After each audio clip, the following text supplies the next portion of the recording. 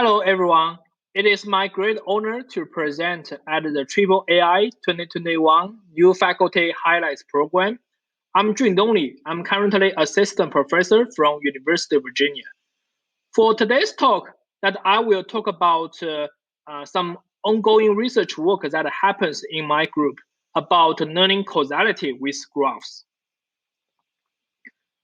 We can see that graphs or networks are actually everywhere around us, and they have been widely used to model many real-world systems, such as social networks, biology networks, Internet of Things, and cyber-physical systems, and so on. Generally speaking, graphs provide a universal language to describe data as well as their relations. My research mainly focuses on developing algorithms to understand, characterize, and gain actionable insights from graphs to benefit high-impact real-world applications from different domains. For example, over the past few years, I spent a lot of efforts developing different kinds of machine learning algorithms for graphs. And more recently, we also care about how can we enhance the fairness of existing graph mining algorithms. Additionally, we are also committed to leveraging these algorithms to facilitate many real-world applications. Last but not least, we are also interested in developing causal inference algorithms on graphs, which will complement the existing mainstream predictive learning algorithms on graphs and will make existing machine learning algorithms on graphs more intelligent with the reasoning power. So that's the focus of my today's talk. How can we do the causal inference with graphs?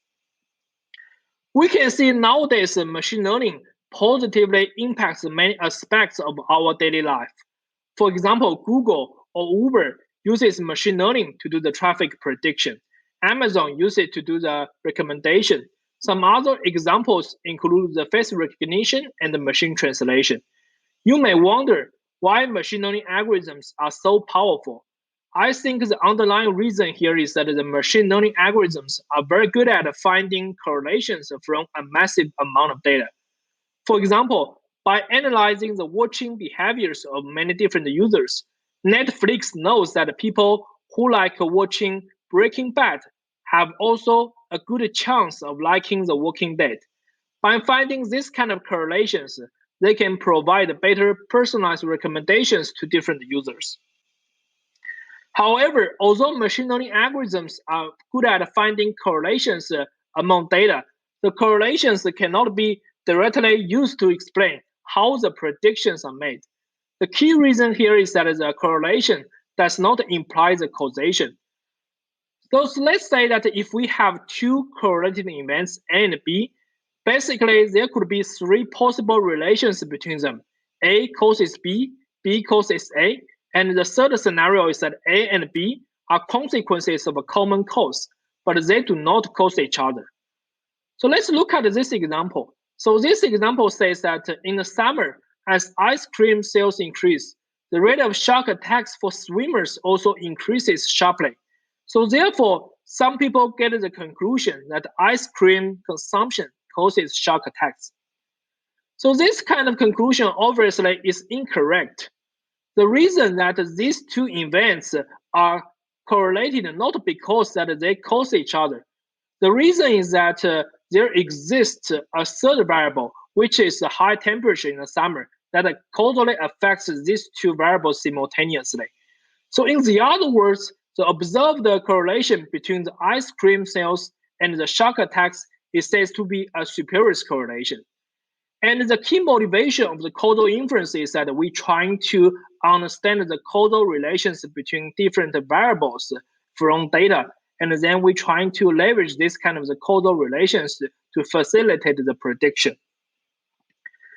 Here, we want to provide a more formal definition of causality and causal inference. In causality, we are often given two random variables, T, a treatment, and Y, an outcome. And we say the treatment causes outcome if and only if changing the value of the treatment would cause a change in the value of the outcome. And during the process, we keep everything else to be constant. And then causal inference investigates to what extent manipulating a value of a potential treatment would influence a possible outcome. Causal inference has become a critical research topic across many domains, which is very essential for decision making. For example, in healthcare, medical doctors would like to know the causal relations between a specific medication and the health outcome for the patients.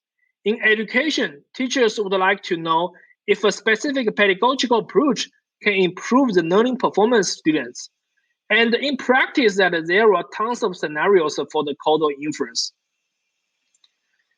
To study the causal effects, we can go with the so-called experimental study or the observational study. The experimental study is also well known as the randomized control trials. So here, different subjects are randomly assigned into the treatment group and the control group, and we look at the outcome differences between the subjects in these two groups and then quantify the causal effects. Although they are considered as the gold standard in many areas, the experimental studies are often expensive and time-consuming, and even unethical in many scenarios. And additionally, we can also go with the observational study.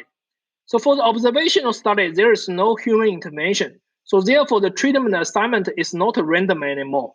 And there are two major categories of approaches: the structured causal models and the potential outcome framework. And for today's talk, that I will focus on observational data. The reason is that in today's era of big data, different kinds of observational data can be easily connected in many high-impact domains. And additionally, randomized controlled trials are often not practical to perform in many real-world scenarios. We develop our framework based on the prevalent potential outcome framework. And there are some essential components in the potential outcome framework. Here, each instance is an independent unit of the population. For example, a patient can be an instance. A treatment is the action that applies to an instance. For example, a medication can be a treatment.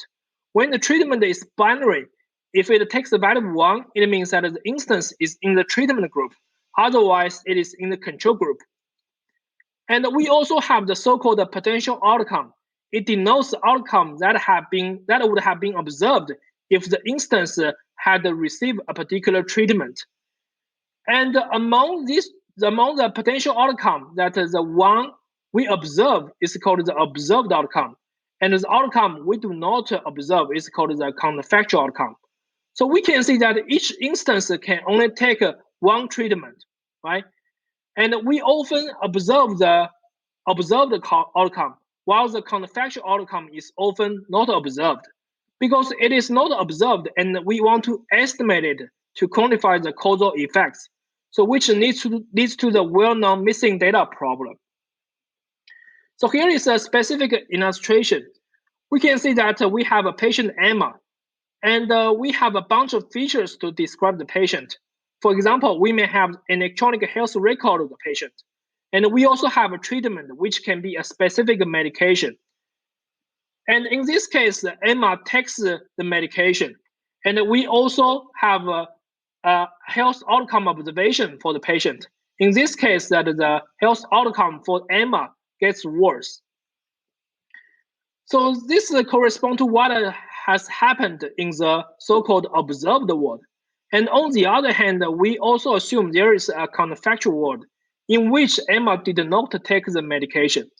And the key question of the causal inference is that we want to answer the so-called what-if question. What would happen if Emma did not take the medication? In the other words, we want to reason about a world that does not even exist. So here that if we can accurately quantify the counterfactual outcome, then we can easily calculate the so-called individual treatment effect for each individual. And after that, we can also easily calculate the average treatment effect for the whole population. However, performing the causal inference from observational data is difficult. The major challenges here are due to the existence of the confounders. Confounders here denote the variables that affect both the treatment assignment and the outcome. So in the previous example, the socioeconomic status of the patients could be a confounder. The reason is that the poor socioeconomic status of the patient can limit her access to expensive medication and may also have a negative impact on her health outcome at the same time. So let's see that what would happen if we do not carefully control the confounders. So in the right table, we can see that we list the recovery rate for the patients who take the medication and for the patients who do not take the medication. For the overall population, we can see that the patients who take the medication, the recovery rate is actually lower. While if we control the confounders, we split the patients into two different groups. Then we can see that for each group, the patients with no socioeconomic status and the patients with high socioeconomic status, the recovery rate actually is higher than the patients who do not take the medication. In the other words, we have a kind of contradiction here. So this kind of contradiction is also well known as the Simpson's paradox. It refers to a trend that disappears in several different groups of data, but this kind of the trend disappears or even reverses when these groups are combined together. And if we do not carefully control the confounders, we may have the so-called Simpson's paradox, which may lead to biased causal effects estimation. So therefore that we need to control the confounders. So normally that people often make some additional assumptions here. The most well-known assumption is called the strong ignorability assumption. There are 2 points here. The first point here is that they assume all the confounders can be measured by the observed features X. So in the other words, when X is observed, we do not assume there are any other confounders here.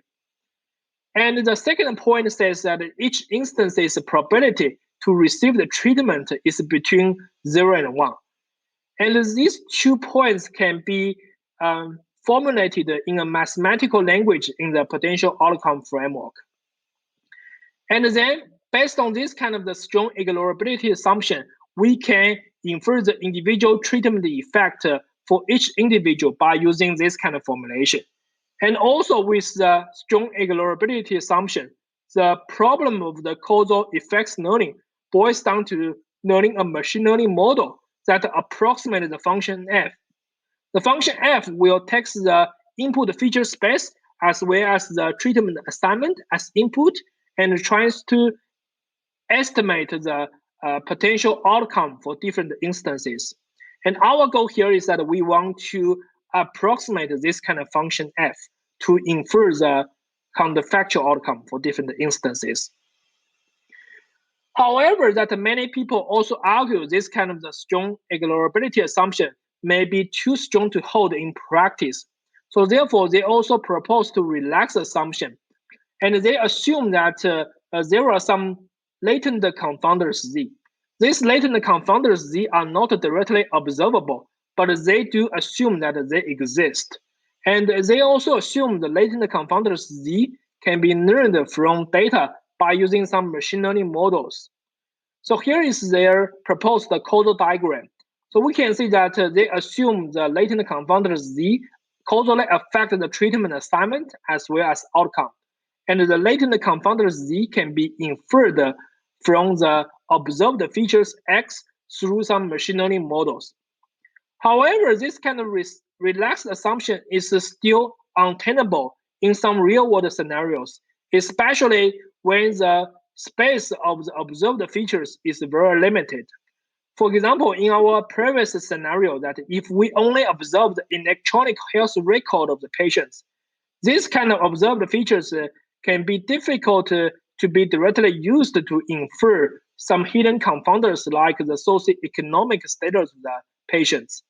So in the other words, if we rely on the strong ignorability assumption or the relaxed assumption, so we may have the so-called confounding bias, and the causal effects estimation may also be biased. So therefore, that our goal here is that we want to tackle the so-called confounding bias. Fortunately, as I mentioned, observational data is often connected with each other in many scenarios. For example, we have the social networks among the users, we have the contact networks among the patients, and we refer this kind of data as the network observational data. And if we further have the graph information among different individuals, it can also be leveraged to learn better representations of the hidden confounders. The underlying reason here is that according to the homophily theory in social science, similar nodes are connected to one another more often than dissimilar nodes. For example, in a social network, connected users may have very similar socioeconomic status. So based on this kind of observation, we propose the following causal diagram. We can see that we want to make use of the graph information A as well as the observed features X together to infer the latent confounders Z, which can causally affect the treatment assignment as well as outcome. So here is our problem statement for the studied problem of causal effects learning with graphs. So as input, we have observational data for n different instances, and we also have a graph adjacency matrix among these n different instances. And our goal here is that we want to infer the counterfactual outcome for each instance, and in a way that based on which we can quantify the individual treatment effect for each instance. And the key question here is that we want to study how can we leverage the graph information to capture the influence of the latent confounders for the causal effects learning. And we design a framework we call the network deconfounder. So it has three essential components. In the first component, we want to combine the feature information as well as graph information together to learn latent representations of the confounders by using graph neural networks. And secondly, that based on the representations of the latent confounders, we also want to build two regression models to infer the factual outcome as well as the counterfactual outcome. And in the third step, we also trying to balance the distribution difference of the instances in the treatment group and the instances in the control group. So next, I will elaborate these three components in details.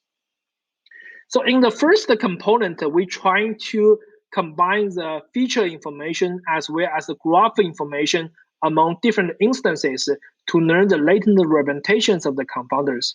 So here we can parameterize this kind of function by using the graph neural networks.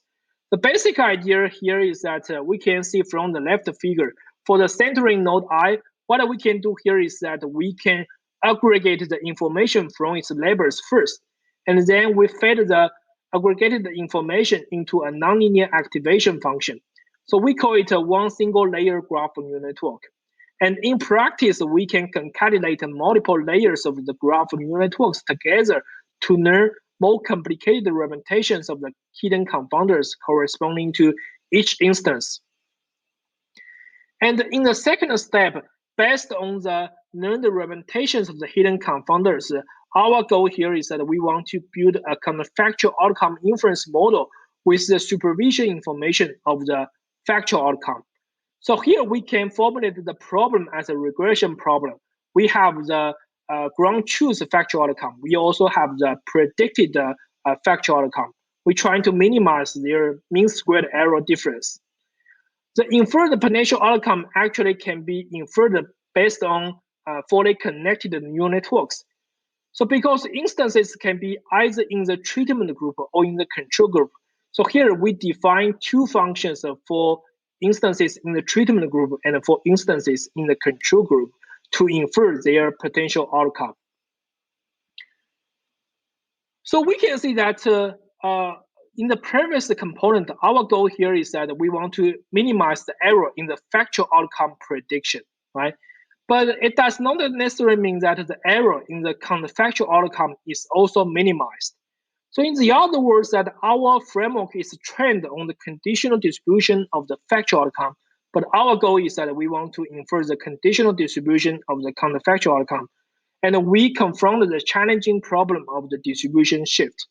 So to solve this kind of problem, we propose a representation balancing module to mitigate the distribution shift problem.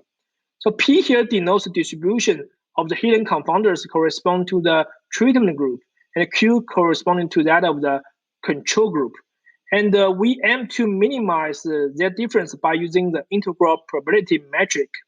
So by minimizing their difference, we can make their distribution to be close to each other. So by considering all these three terms together, we have the final loss function for our proposed network deconfounder framework. So we can see that the first term is for the factual outcome prediction, right? And the second term is for the representation balancing. And the last term is to prevent the overfitting. Theta denotes the whole set of the model parameters in our proposed framework. And by minimizing this loss function, it enables us to perform the factual outcome and the counterfactual outcome prediction, as well as learning representations of the hidden confounders.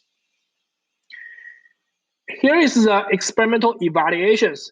So we created two semi-synthetic datasets based on two social networks, blog catalog and Flickr. And it should be mentioned that in real-world scenarios, the counterfactual outcome is often difficult to be directly observed. So therefore, that we created semi-synthetic datasets by simulating the treatment as well as the counterfactual outcome. Here, that instances denote different bloggers or the users, and the graph denote their social connections. And the features can be the backwards features for the user blogs or the user posts. And we say a blogger or a user is in the treatment group if her blogs or the posts are read more on the mobile devices than the desktops. And the outcome is the opinions of the readers. And the confounding variable can be the latent topics of the user blogs or the user's posts. And the key causal question we're trying to ask here is that for each blogger or user, if her blogs are read more on the mobile devices than the desktops, will it increase the number of viewers for her? And during the data simulation process, we also have a parameter kappa2 that can be used to control the strength of the hidden confounders. And we compare our method with the state-of-the-art neural network-based methods as well as the ensemble-based methods. So the first three methods are based on the strong ignorability assumption, and the last one is based on the relaxed strong ignorability assumption. So we use two evaluation metrics, IMSE on the estimated individual treatment effects and MAE on the estimated average treatment effects. Generally speaking, that the lower the value is, the better the performance is. Here is the experimental evaluation results.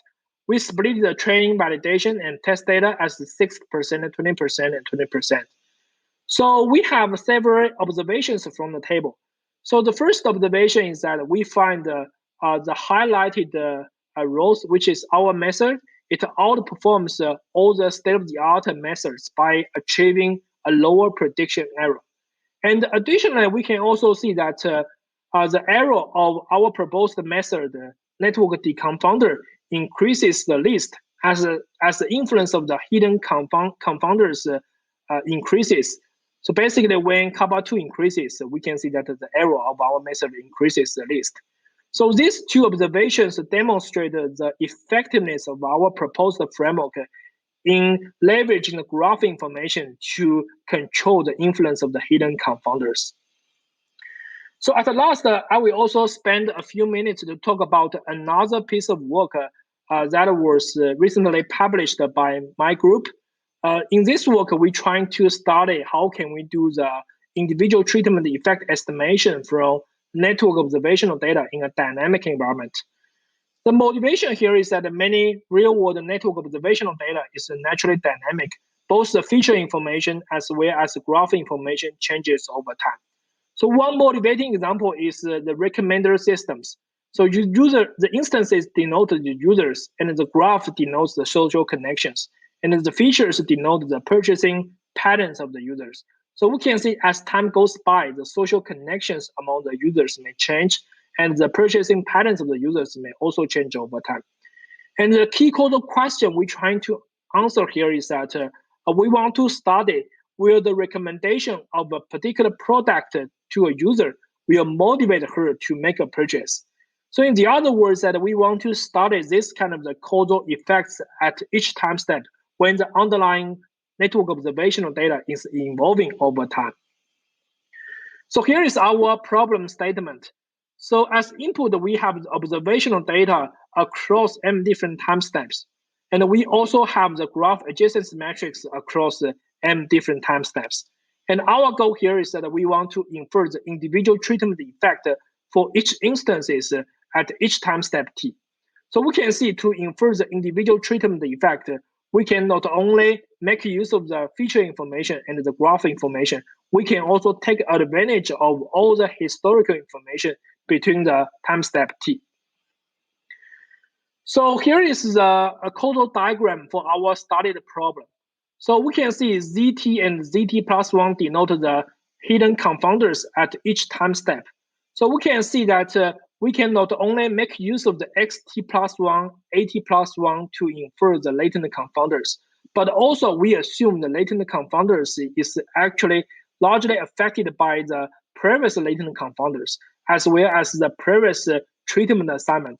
So basically, in the recommendation example, we can view the latent confounders as the hidden purchasing preferences of the users. So this kind of the hidden purchasing preferences of users is evolving over time.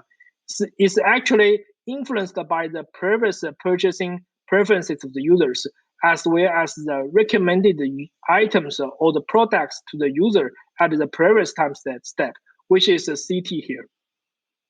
And based on this kind of the causal diagram, we propose a framework called DNDC. It also has 3 components. So in the first step, we're trying to leverage the graph neural network as well as the gated recurrent unit to capture the influence of the graph information as well as the historical information for hidden confounder representation learning. And in the second step, we want to make use of the hidden confounders to do the prediction.